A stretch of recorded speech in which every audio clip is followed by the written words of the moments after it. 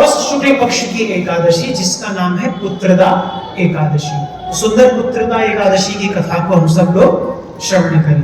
कहते हैं पौष मास के शुक्ल पक्ष की एकादशी का व्रत निसंतान को भी सुंदर पुत्र प्रदान करता है।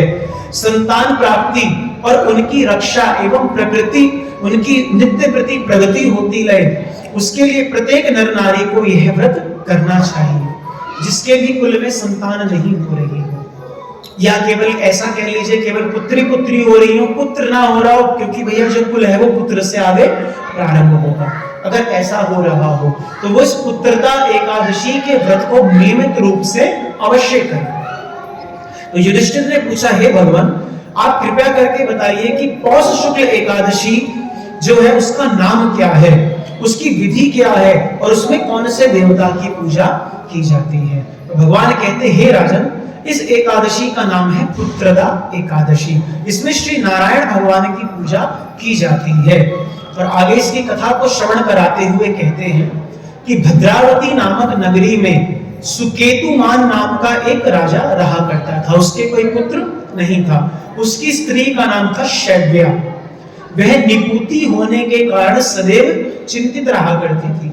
अच्छा एक बात यहाँ पर, जिस भी स्त्री के भैया संतान नहीं होती, चिंतित रहना एक स्वाभाविक है, वो चिंता रहा भी करती है। लेकिन उनसे निवेदन कि जो भी भैया संतान के योग हैं, ये कुछ आपके पूर्व जन्मों के कृत्यों के कारण बने हुए हैं। अगर संतान हुई है तो बढ़िया, बहुत बढ़िया, ठाकुर जी की कृपा मानिए, और नहीं हुई तो कुछ शास्त्रीय उपाय हैं, कुछ ज्योतिषीय उपाय हैं, उनको अगर करके भी अगर हमारे कुल में एक संतान आ जाए तो बहुत अच्छी बात है। लेकिन अगर इतना सब करने के बाद भी कोई संतान नहीं आ रही तो उसे अपना प्रारब्ध समझकर हमें भोग लेना चाहिए। फिर यही समझना चाहिए जैसे ठाकुर जी की कृपा, भैया महाभारत में वर्णन आता है ना कि एक तरफ तो केवल कुंती के 5 पुत्र थे और दूसरी तरफ महाराज 100 कौरव थे, लेकिन उन 100 कौरवों में कितने बचे? एक भी नहीं बचा। 100 की 100 कौरव मारे गए। अगर संतान अच्छी ना हुई तब क्या करोगे? कहते जननी जने तो भक्त जन, या दाता या सूर, नहीं तो जननी बांझ रहे काहे गवावे नूर। जननी जने तो भक्त जन, या दाता या सूर। जननी कोई माता अगर अपने गर्भ को महाराज इतनी पीड़ा सहते हुए किसी बालक को जन्म दे तो बालक 3 ही प्रकार का हो, या तो भक्त हो, या बहुत बड़ा दानी हो, या बहुत बड़ा शूरवीर हो। इसके अलावा काम नहीं चलेगा। और कहते नहीं तो जननी बांझ रहे काहे खोवे नूर। अगर तीनों में से एक प्रकार का भी भैया ना वो धर्मात्मा है, ना दान देने वाला है, ना अपने धर्म की रक्षा करने वाला है, तो भैया ऐसे पुत्र से तो ना होना ज्यादा बढ़िया है। माता 9 महीने अपने गर्भ को कष्ट देती है, क्या क्या चीज खानी है क्या नहीं खानी, कितने परहेज करती है, और उसके बाद भी कोई ऐसी संतान आ जाए तो बड़े होकर माता पिता कोई भैया मारे, तो इससे बढ़िया तो संतान ना हो तो ज्यादा बढ़िया है। तो कथा में आगे बढ़ते हैं कि वो सदैव चिंतित रहा करती थी। जो उसकी पत्नी थी जिसका नाम शैव्या था। कहते हैं राजा के पितृ भी रो रो कर पिंडदान लिया करते थे और सोचा करते थे कि इसके बाद हमें पिंड कौन देगा, क्योंकि भैया जब कोई कुल में बालक होगा वही तो पिंडदान करेगा। और पितृ भी रोया करते थे, अभी तक तो ये है, चलो ये पिंडदान कर देगा, लेकिन इसके बाद कौन करेगा। कहते राजा को पुत्रहीन होने के कारण भाई, बांधव, धन, हाथी, घोड़े, राज्य और मंत्री सब कुछ होने पर भी संतोष नहीं था। कहते मैं सदैव यही विचार करता था कि मेरे मरने के बाद मुझको कौन पिंडदान देगा। बिना पुत्र के पितरों और देवताओं का ऋण मैं कैसे चुका सकूंगा। इसलिए मुझे पुत्र की उत्पत्ति के लिए प्रयत्न करना चाहिए। राजा इसी प्रकार दिन रात चिंता में लगा रहा करता। एक समय राजा ने अपने शरीर को त्याग देने का विचार किया, परंतु आत्मघात को पाप समझकर उसने ऐसा नहीं किया। छोटी सी और बात, यहाँ राजा ने सोचा पहले मैं आत्महत्या कर लूं, लेकिन आत्मघात हमारा शास्त्रों में बहुत बड़ा पाप कहा गया है। क्योंकि आत्मा को यहाँ पर शास्त्रों में, उपनिषदों में क्या कहा गया है, ये भगवान के मित्र है। वहां पर शास्त्रों में क्या कहा गया, हम उन्हें चाहे अपना पिता मान ले, पुत्र मान ले, लेकिन वहां पर निर्देश किया गया है कि ये उसके मित्र है। कौन है? मित्र है, जिसका एक आप जानते हैं पुरंजन उपाख्यान आता है श्रीमद् भागवत में, वहां भगवान क्या उसको अपने मित्र के साथ घूमने आते हैं और बाद में जब वो संसार में पड़ जाता है तो उसकी मुक्ति कराते हैं। तो जब कोई व्यक्ति आत्महत्या करता है, कहते हैं उसकी भैया दुर्गति होती है। कभी भी किसी व्यक्ति के ऊपर कितना मर्जी पहाड़ टूट जाए, भैया उसे आत्महत्या नहीं करनी चाहिए। उस राजा ने आत्मघात को पाप समझकर उसको उसने नहीं किया। कहते एक दिन राजा ऐसा ही विचार करता हुआ अपने घोड़ों पर चढ़कर वन की ओर चल दिया। पक्षियों व वृक्षों को देखने लगा। उसने देखा कि वन में मृग, व्याघ, सुअर, सिंह, बंदर, सर्प आदि सब भ्रमण कर रहे हैं।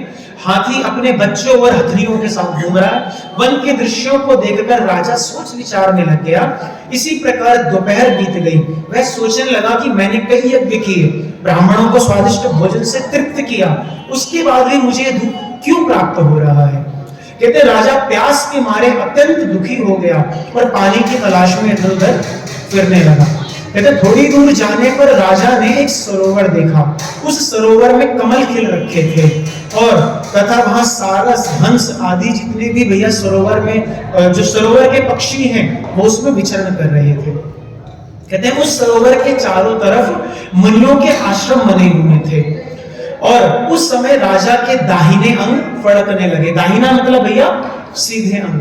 पुरुषों का दाहिना अंग फड़कना अच्छा होता है। कहते ना कभी हाथ फड़क रहा है नेत्र, तो पुरुषों का दाहिना अंग और माताओं का वाम अंग फड़कना ठीक रहता है।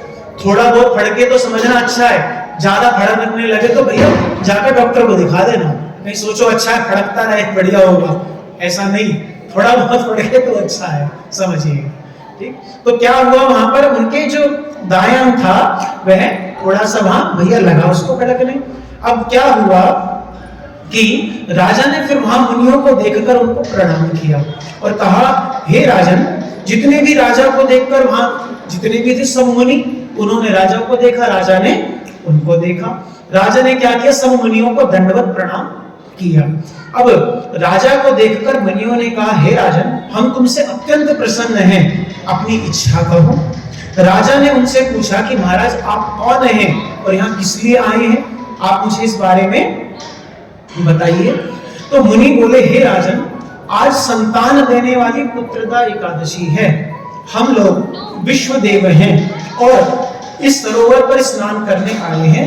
इस पर राजा कहने लगा महाराज मेरी भी कोई संतान नहीं है, यदि आप मुझ पर प्रसन्न हो तो एक पुत्र का वरदान दीजिए कि मेरे यहाँ पर भी एक पुत्र हो जाए। मुनि बोले हे राजन, आज पुत्रदा एकादशी है, आप इसका व्रत करें, भगवान की कृपा से आपके यहाँ अवश्य ही पुत्र की प्राप्ति होगी। मुनि के वचनों को सुनकर राजा ने एकादशी का व्रत किया और द्वादशी का पारण किया।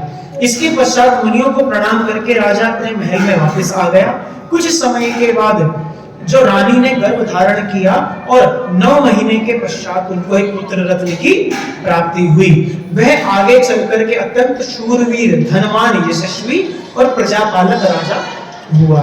भगवान श्री कृष्ण कहते हैं हे राजन, पुत्र की प्राप्ति के लिए पुत्रदा एकादशी का व्रत करना चाहिए। जो मनुष्य इस महात्मा को पढ़ता या सुनता है उसे स्वर्ग की प्राप्ति होती है। तो बोले श्री पुत्रदा एकादशी की